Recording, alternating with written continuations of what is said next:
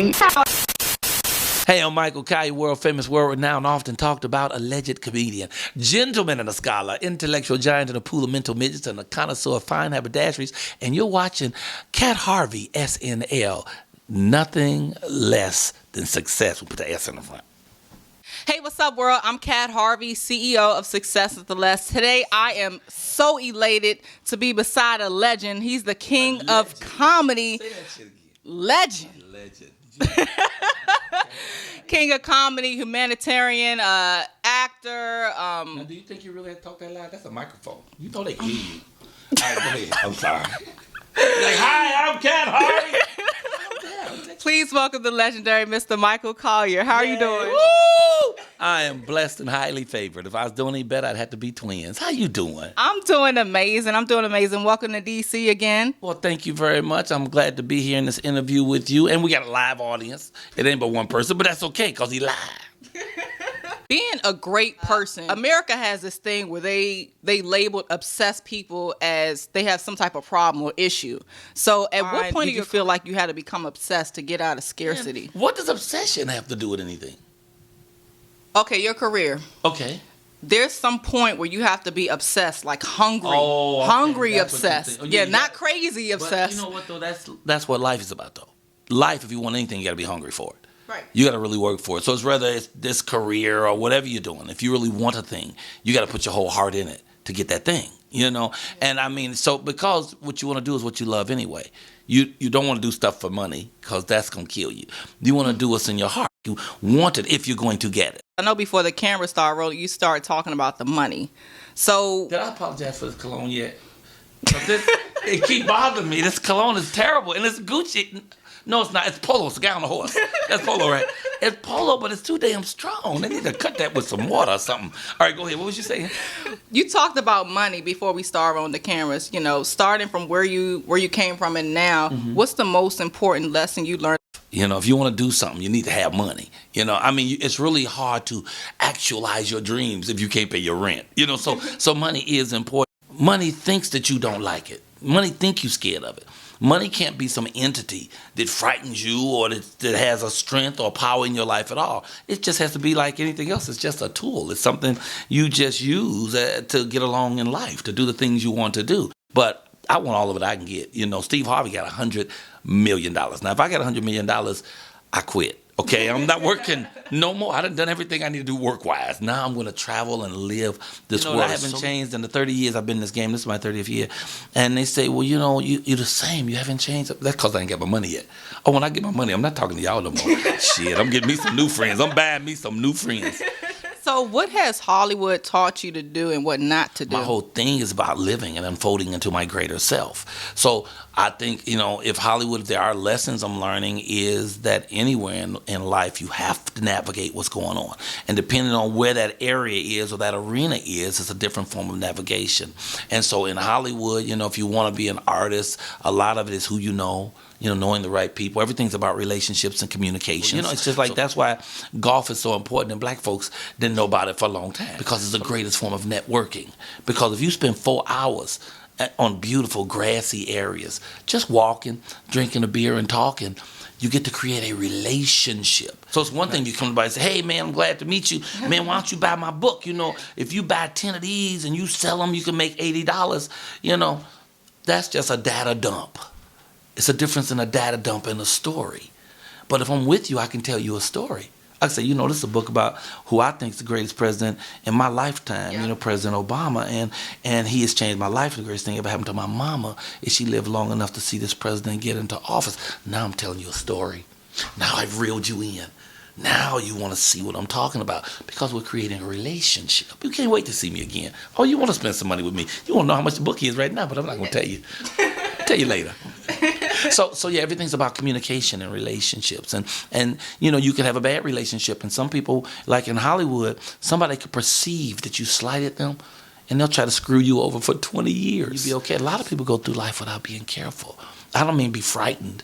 Don't come out your house. Look, you have to do that. But when I come out of my house, I look 360 degrees. When I get out of a car, I look all the way around. I'm not looking around like this, but I see everything in this room right now. I see him with his hand on his face. I see him holding that camera. I don't have to look at them to see that. But I'm looking at everything because the people that get hurt in life are the people who don't pay attention. Somebody sneak up on you, hit you in the head because you walk, do. Well, life sure is happy. Poop, somebody hit you in the head. I was with a big TV company. I'm not going to say their name. I was with them for a while, and they really screwed me over. And they screwed me over because I wasn't paying attention. Because I thought that they were my friends. And they weren't my friends. They were getting from me what they could get from me. And when they didn't need me anymore, they discarded me. My thing was I didn't know where the rocks were. I didn't know where to step. So I ended up in the water. So a trick ain't a trick if you know the trick. But if you don't know the trick, then it's a trick on you. But life is about, for me, it's about living your dream. It's about knowing what you want and going for it with your entire heart. If you commit to anything, then doors open up that you did not know was there. Providence takes hold. Like you could do anything you want to do if you decided right now that's what you want to do. That's why I tell people, if there's anything you want to do, dedicate 15 minutes a day to it. One of the most remarkable things I personally like about you, aside from your career, is the fact you're always pouring into people behind scenes. A lot of people don't talk about that, which is why I started my show. I saw you talking to the prisons and communities and different things like that. So what made you start doing that, and who's the most, I guess, who are you most proud of as far as that person that you poured into? I don't know. I like that term, poured into. I'm most proud of God, and I most love God, and I owe everything to God. So anything that I do to help other people is me trying to give back to God because I owe them everything. So I think that we are supposed to give back to community. I don't think that you're supposed to become what you might call successful and just go on about your business and only do for you and your family and friends. I think we have a responsibility to give back to the community, to give back to the neighborhood, or the neighborhood dries up and goes away. And anything I have, if I have anything, it's because other people helped me. And so I sort of have a responsibility to give it back because you get karma whether you get it or not. And karma really is the clear idea that whatever you send into the universe, you get back. So I'm constantly sending love and light out every single solitary day because I wake up on awesome. That's how I wake up because I already feel like we're blessed. I feel like a lot of people didn't wake up this morning. People that was here yesterday who had plans for this afternoon and they gone. We still here. We woke up this morning. We already won, So if I wake up, I'm already excited about life. And now my question is, what can I do to help somebody else? And people don't forget. I do this thing with the prisons I've been doing for 12 years. It's called Comics Go to Jail. And I take 5 comics into a prison every month. And we do an hour-and-a-half comedy show for free for the inmates. Because they're in there all day with nothing to do. And that little moment we bring them enlightens them and hopefully reminds them that although their body is locked down, that their minds are free. So, almost every other month, somebody who was in prison come up to me, say, "Man, remember you saw me in Terminal Island?" And I'll be like, "No, nigga, I don't remember seeing you in Terminal. But I saw you, man. It meant so much to us. Can I do something for you?" Because it meant a lot to them. It changed their lives. If only for that day, it changed their lives. It reminded them they do have value. You still have worth, no matter who you are, no matter what your situation is in life. God digs you. He digs you just the way you are. You ain't got to change nothing for nobody. So tell us about this book that you have right here. Oh, this whole thing? Well, since you happen to mention it, make sure I get that for those people right there that can make sure they see it too. Oh, this is a book I wrote on the president called A Funny Thing Happened on the Way to the White House. I knocked on the door and a brother answered. It is my book and my love note to this president. When President Obama first got in office, everybody just cheered. They were so happy that finally something different came into politics. Someone with a passion and a heart. Somebody that genuinely cares about people. Because he don't need your money. He didn't need the money to get in. He could have done a million other things and got paid. But he was a community worker first. He helped the community. He's trying to give back to people. So he wants a better society. And we got into office and he's black. Especially black people. We was cheering, carrying on our show. But the folks who own and run the media have told us that President Obama ain't shit. And they've told us that so much that we've bought into it. So now instead of celebrating him loudly like we used to do, now we whisper about it, talking about it amongst ourselves. I see black folks around white folks, they don't even want to mention him, or they mention him softly, or they won't stand up for him. But President Obama is the shit for real.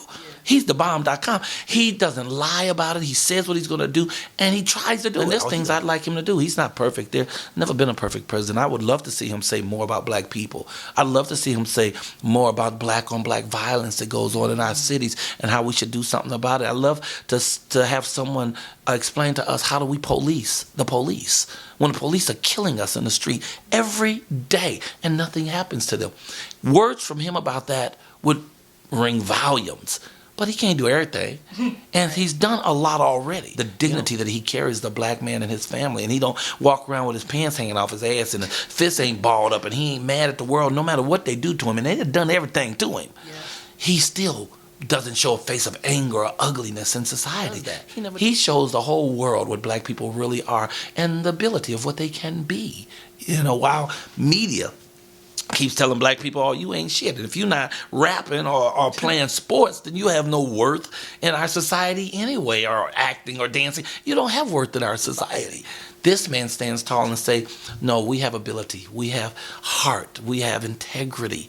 So those things alone, now we ain't even talking about the fact that he killed Osama bin Laden, that he raised the wages for women, that he's pushing for equality for wages and women, that he's trying to raise the wages for minimum wage, that he ended the illegal war in Iraq that Bush started to cover his behind for his failures in 9/11.